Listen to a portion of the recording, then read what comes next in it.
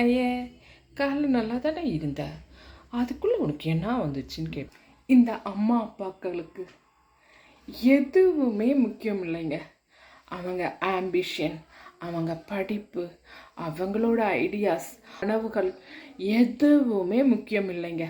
அவங்க பிள்ளை முன்னாடி, அவங்க பிள்ளைங்க முன்னாடி எதுவுமே முக்கியம் இல்லை. அந்த பிள்ளை நல்லா வளர்ந்தா போதும், அந்த பிள்ளை சந்தோஷமாக இருந்தால் போதும், அந்த பிள்ளை சாப்பிட்டா போதும். இந்த மாதிரி ஒன்றொன்றும் அந்த பிள்ளைங்களுக்காகவே இருக்கும். ஆனால் அந்த பிள்ளை என்ன தெரியுமா செய்யும்? சும்மா கத்திக்கிட்டே இருப்பேன், சும்மா இருமா, உனக்கு எதுவுமே தெரியாது, சும்மா நொய் நொய் நொய் நொய் நொயின்னு சொல்லிக்கிட்டே இருப்பேன். இப்படிலாம் கத்துவங்க.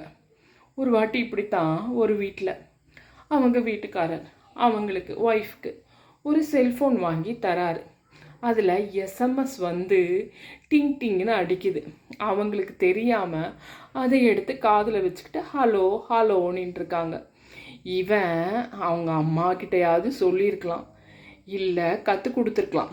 அதை விட்டுட்டு ஃப்ரெண்டு வரான், அவன் எதிர்க்க சொல்கிறான், டேய் இவங்களுக்கு ஒன்றுமே தெரியலடா, இவங்களுக்கு போய் எங்கள் அப்பா ஃபோன் வாங்கி கொடுத்துருக்காரா, எஸ்எம்எஸ் டிங்கு டிங்குன்னு அடிக்குது, அதை போய் ஹலோ ஹலோன்னு காதில் வச்சுட்ருக்காங்கடா, இதெல்லாம் என்ன சொல்கிறது, இதுக்கு போய் ஃபோனை வாங்கி கொடுத்துருக்காரு எங்கள் அப்பா, இப்படி சொல்கிறான். அப்போ கூட அவங்க வீட்டுக்காரர் கத்துறாரு, ஏய் அவனை வாயை அடக்கி வைடி சொல்கிறார்.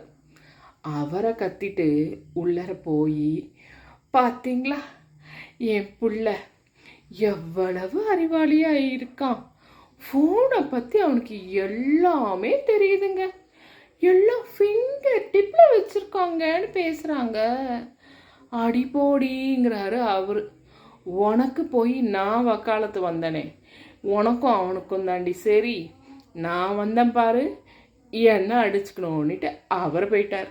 பிள்ளைங்க நேரடியாக பேசிக்கிறாங்க, என்னம்மா ஒரு மாதிரி இருக்க, ஐயே காலைல நல்லா தானே இருந்த, அதுக்குள்ளே உனக்கு என்ன வந்துச்சுன்னு கேட்பாங்க.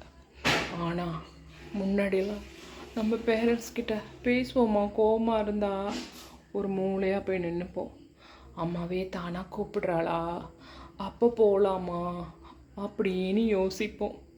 அவங்களா கூப்பிட்டாதான் கிட்டக்க போவோம், அப்போ தான் கூப்பிட்டு மடியில் வச்சுப்பாங்க, அப்போ தான் கொஞ்சுவாங்க, அந்த மாதிரி.